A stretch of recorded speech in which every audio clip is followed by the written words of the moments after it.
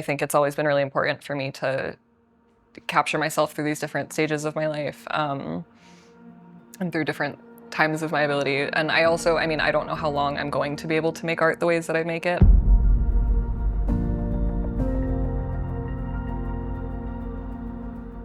I'm a butch lesbian, I'm transmasculine, I'm Latina, I'm disabled, so I think all of those kind of come through in different ways. A lot of my photography very much centers around my local queer community and the lesbian community specifically, and the trans people that I know in my life as well. A lot of my traditional art is more self-portraiture, so I think very much about my identity ultimately. A lot of my art is about myself or about my community, which is an extension of myself in many ways.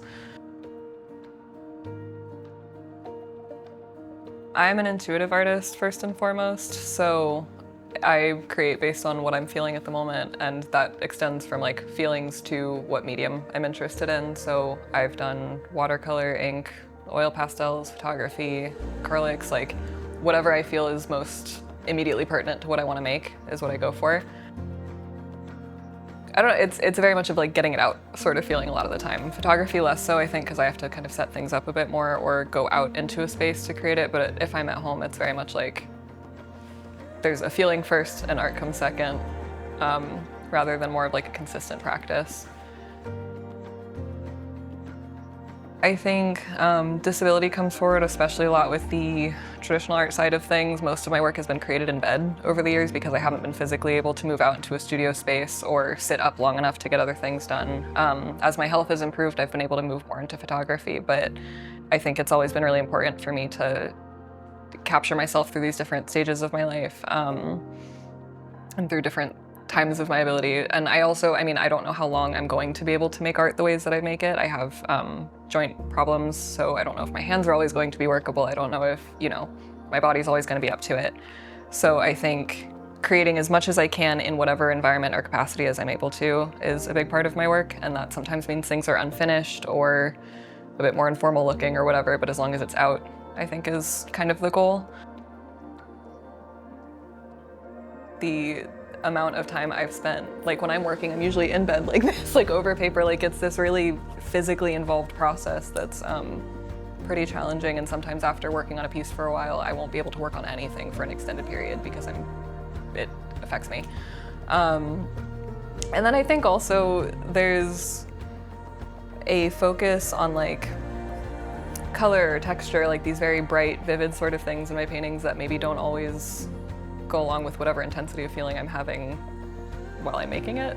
I think a lot of my, like, especially my watercolors or oil pastels are very, very like vibrant and kind of initially happy looking, which I'm not saying I'm unhappy when I'm creating, but there's definitely more complicated sort of feelings that go into it.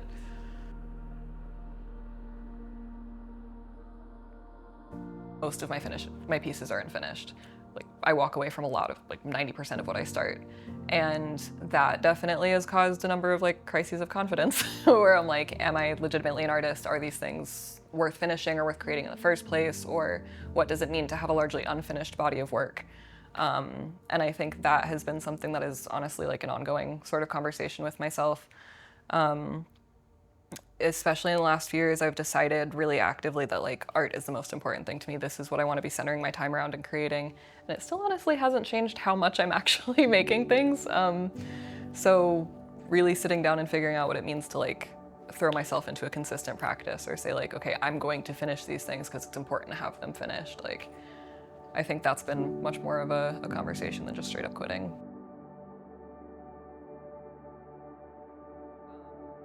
Creative expression is part of the human condition, and the limitation or stifling of that is something a lot of us go through just as we get older. But I think when people really have the freedom to just create for the sake of creation, it's a stress reliever, it is a point of unification, it allows people to let go of themselves and come together. And so I think it's really like a powerful community building tool. I think it's, I don't know, I think the arts are kind of the most important thing that we've all got. Like I think it's very much an equalizer. And I think one of the biggest things I insist on is like, all of us can make art. It doesn't have to be good. It doesn't have to be shown. It doesn't have to be equal to anything else anyone else makes. It can just be valuable because it came out